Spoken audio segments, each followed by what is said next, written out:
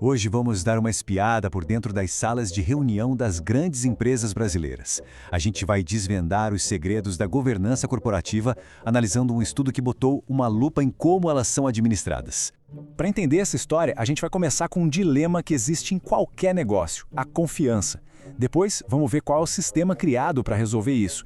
E aí, o mais interessante, vamos mergulhar nos resultados de um verdadeiro boletim, vendo o que as empresas do Brasil estão fazendo certo e onde ainda precisam melhorar.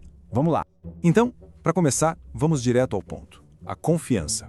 Quando alguém decide investir numa empresa, como ter certeza de que as pessoas que estão no comando estão de fato trabalhando para os donos daquela empresa? Essa é a pergunta de $1 milhão, né?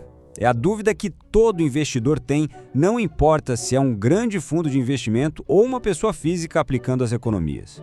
E esse dilema tem nome, sabe? É o problema de agência.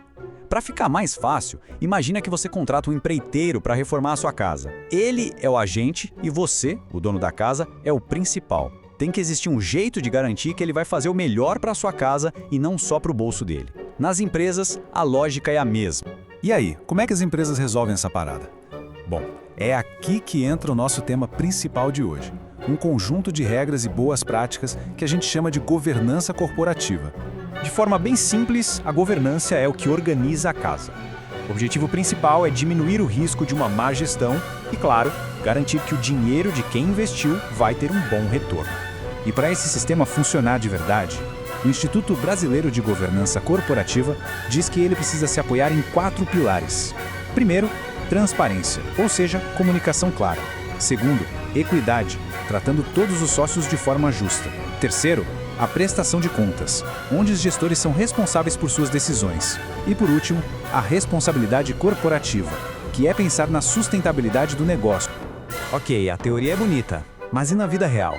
Para descobrir isso, um grupo de pesquisadores decidiu investigar a fundo as empresas listadas na nossa Bolsa de Valores, a B3. Basicamente, os pesquisadores fizeram um pente fino nos sites e nos relatórios oficiais de empresa de consumo entre 2018 e 2020. Foi como se eles tivessem criado um boletim para ver se o que as empresas dizem que fazem bate com a realidade. E aí, qual foi o resultado dessa prova? Vamos começar com as notas boas, com aquilo que o estudo mostrou que as empresas estão fazendo direitinho. Olha só que dado interessante. A grande maioria das empresas, tipo 96%, manda muito bem na transparência em seus próprios sites, deixando super claro quem são as pessoas que formam o conselho de administração. Isso mostra um compromisso real com a clareza. Além disso, a maioria das empresas disponibiliza o currículo dos conselheiros e traduz os sites para o inglês, o que é ótimo para atrair investimento estrangeiro. São passos muito importantes para construir confiança. Mas será que a história para por aí? Agora vamos para o outro lado da moeda, porque o boletim também apontou umas lacunas bem sérias entre o que deveria ser e o que de fato acontece. Em 2020, por exemplo, metade dos conselhos era formada só por homens. E mesmo na outra metade que tinha alguma diversidade, a presença feminina era mínima, geralmente 1 ou 2 mulheres. Outro ponto que acende um alerta: em 15% das empresas, a mesma pessoa ocupa o cargo de diretor executivo e também faz parte do conselho de administração. Essa prática, conhecida como dualidade, é bem arriscada porque pode criar um baita conflito de interesses. E agora, olhem só que curioso, que desconexão. Enquanto quase todo mundo, 96%, publica a lista de conselheiros no seu site, na hora de mandar essa mesma informação nos relatórios oficiais para a Bolsa, só 19% incluem o dado. É uma diferença gritante, não é? E tem mais, 54%. Mais da metade das empresas não divulga de forma clara as informações sobre o seu comitê de auditoria interna.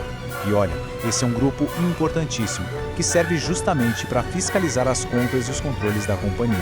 Pois é, essas notas baixas no boletim não são só um detalhe técnico. Elas têm consequências muito reais e bem poderosas, principalmente para o bolso de quem investe. O próprio estudo deixa isso bem claro.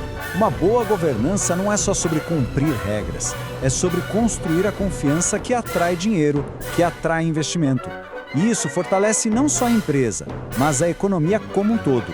No final das contas, o jeito que uma empresa é gerenciada afeta diretamente a capacidade dela de crescer. A falta de diversidade, por exemplo, pode limitar a visão de futuro. A falta de transparência na auditoria pode esconder riscos. Ou seja, Proteger quem investe e garantir o sucesso da empresa a longo prazo depende de uma governança que funcione de verdade, não só no papel. Essa investigação sobre os conselhos no Brasil acaba nos deixando com a pergunta final. Uma pergunta que vale para qualquer negócio em qualquer canto do planeta. E a resposta para ela pode muito bem definir o futuro da empresa. Obrigado.